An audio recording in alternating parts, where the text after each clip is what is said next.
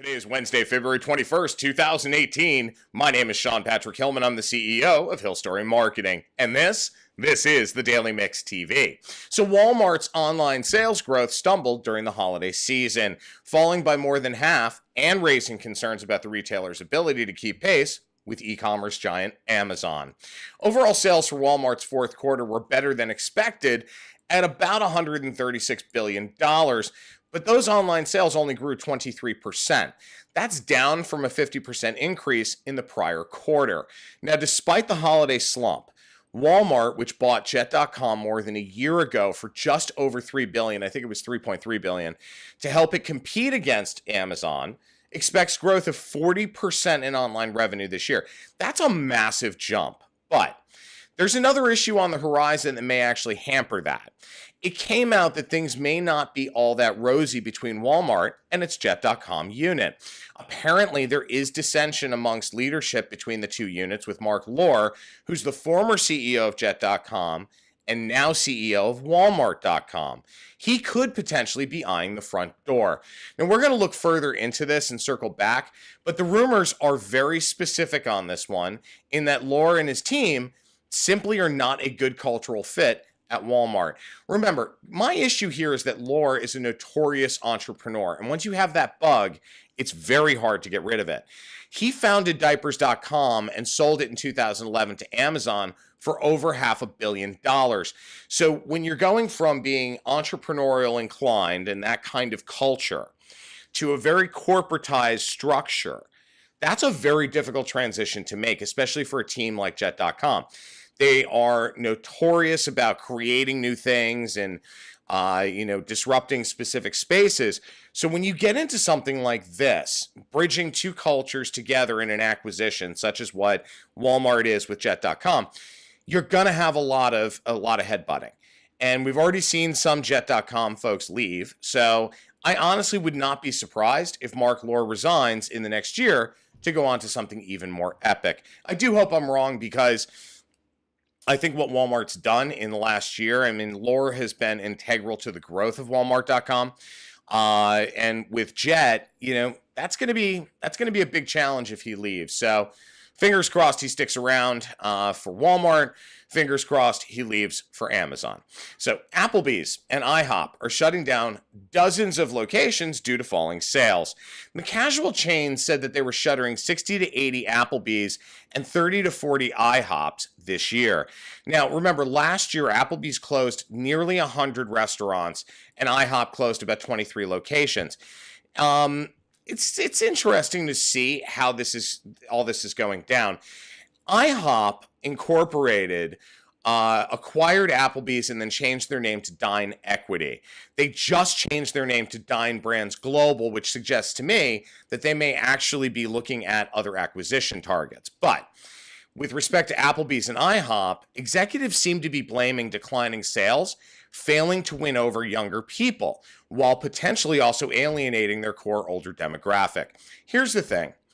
If you're going to expand your message to a new audience, and we see this all the time, then you have to make sure that your core demo is still being spoken with, it's being managed, being catered to, all of those things. You can't leave your core vulnerable to competition, taking them away because you're chasing a younger audience. It just doesn't work. You have to run in parallels, but never, ever, ever forsake your core. That's what keeps the lights on. Now, obviously they've tried to do a number of programs targeted at millennials. The problem with millennials is they have less cash than their prior generation counterparts. So in my opinion, both Applebee's and IHOP need to go back to basics and give Gen X and baby boomers a reason to believe in them again. It'll rebuild your core audience out. It'll then give you time to plan appropriately to focus on millennials. By then, Generation Y, in theory, will be interested in casual dining options like this. Millennials are a very mercurial demographic. They want kitsch. They want small business. They want the mom and pop. They want something that is not an international chain. So the issue at hand becomes, how do you target them from a localized perspective to get them into the door at a place like an Applebee's? Go back to neighborhood programming, guys. go back to those basics that made you all that money and allowed you to grow to the behemoth that you are. The problem you're facing is that you evolved your messaging but forgot to, incorporate your current demographics and your targets appropriately. Gen X and baby boomers have more than enough cash. They have more liquidity and more disposable income than millennials do. So the issue becomes, how do you build both? Start with your core, expand out from there. I hope it works out because, I used to love Applebee's. I used to love IHOP. I haven't been to either one in a long time, but I'd be willing to go back. I just hope that I hope they keep up the quality, and I hope that they're able to circle back and rebuild their core. So, Superman. You guys, anyone who knows me knows how much of a fan of Superman and the House of L I am. Well, Krypton is coming, and we talked about this a little bit back in October. The prequel story based on Superman's grandfather, Seg-El, is set to hit SyFy 1 month from today, March 21st. Now, I love this effort for so many reasons.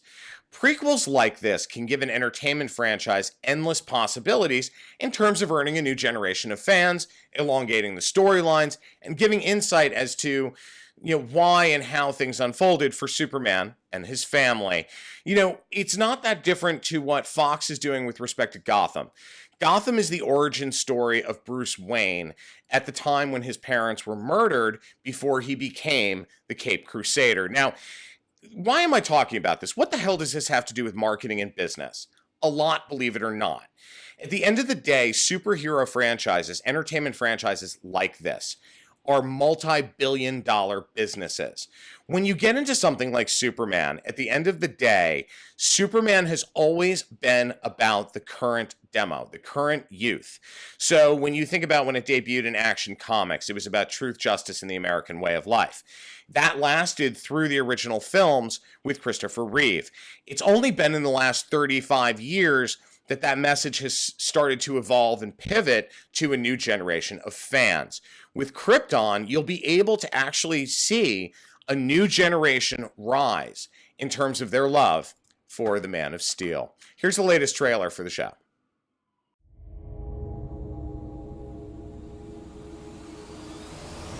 The story of my family is one of triumph and sacrifice. How we led a revolution against tyranny. And now it falls on my shoulders to save my world. Someone from the future is coming to destroy Krypton. Because where I'm from, your grandson becomes the greatest hero of the universe.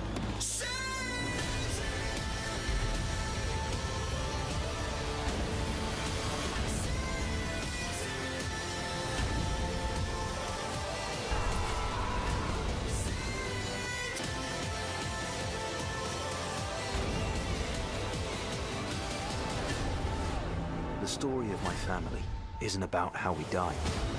It's about how we lived.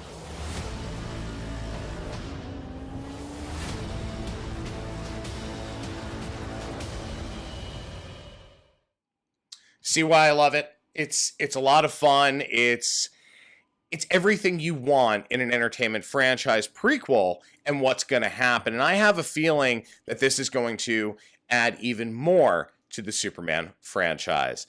My name is Sean Patrick Hillman. I'm the CEO of Hill Story Marketing. I'm also the editor-in-chief of the Daily Mix TV. Thanks for watching, guys. Have a great day. We'll see you tomorrow.